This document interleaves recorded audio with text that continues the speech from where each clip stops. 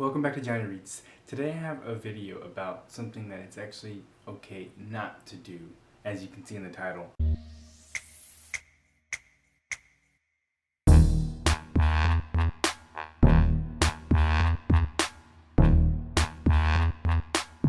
This kind of has two parts to it, but the main thing is that it's okay not to read.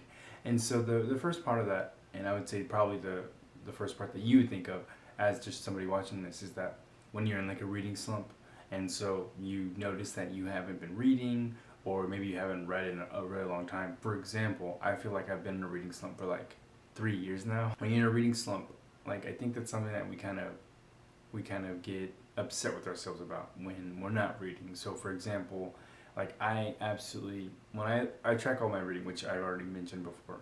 So I track all my reading, I track all kinds of like numbers and stats for it. And so at the end of every year, I know exactly what I did. I know how much time I spent reading, when during the year I was reading, when I wasn't, all of those things, right? And so it's so easy for me to see that, especially like, for example, at the end of 2018, when I think I read 5 books for the entire year, which is absolutely terrible. And so when I see that, it's easy for me to be like, you know what am I doing? And just question myself and just be mad.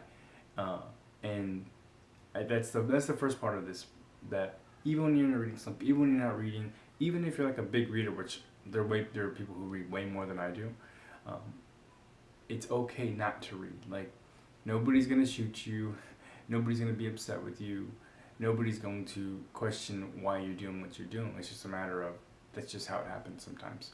And so that's the first part of it. I think that's the part that most people kind of think of, just like reading slumps and just not reading regularly or as much as they want to be. But the second part, and this is actually something that I think is maybe even more important, is that there are people who are just not readers. Like, it doesn't matter, they might read like social media stuff, but they're not reading books, they're not reading, comics, graphic novels, any of that stuff. They're not really reading, and I think it's a little silly when, like, for example, when somebody tells me they're not a reader, I might playfully be like, what?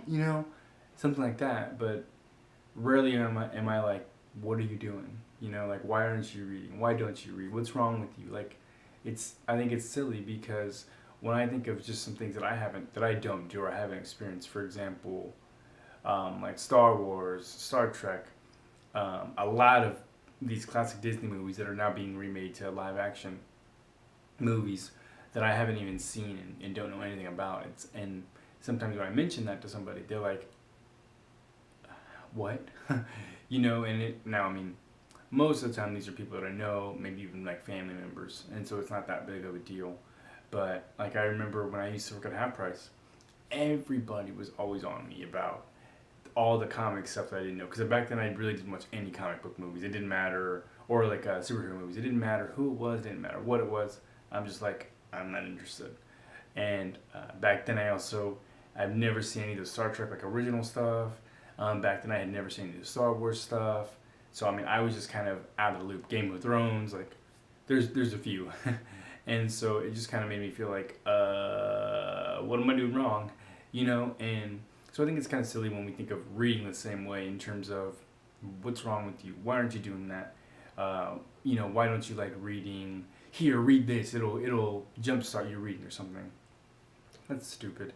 Now, I will say, when there's people who I interact with where maybe they aren't big readers, and maybe they ask me for recommendations or something, I go back to, because before, forever, I never would give book recommendations at all, because at the end of the day, I don't know what anybody's gonna like. I don't know what people's interests are, even if I know the person. But I've kind of gone away from that a little bit in recent years, just because if somebody asks me like, hey, what would you recommend, blah blah blah, and I'll tell them. And honestly, I have like a handful of books that I'll recommend to anybody, not because I think everybody's gonna like them, but just because I feel like they're wide ranging and they're different. So they're not like all mystery. They're not all like young adult or whatever it may be. They're wide ranging, nonfiction and fiction. And so I do have those books that I kind of turn to for those conversations. But that's all I really have for you today. It's okay not to read. Whether you're a big reader, whether you're not a reader at all, it's okay. It's perfectly fine. Nobody's going to hate you for it. And it's silly if anybody does, because they're being silly. So tell me, what do you do when you get into a reading slump? What do you do maybe when it's prolonged, like mine has been, where I've only been reading a couple of books a year for these last couple of years. I'm trying to break out of it. Don't really have a solution. I'm curious, what do you do? Go ahead and let me know in the comments, and I'll see you next time.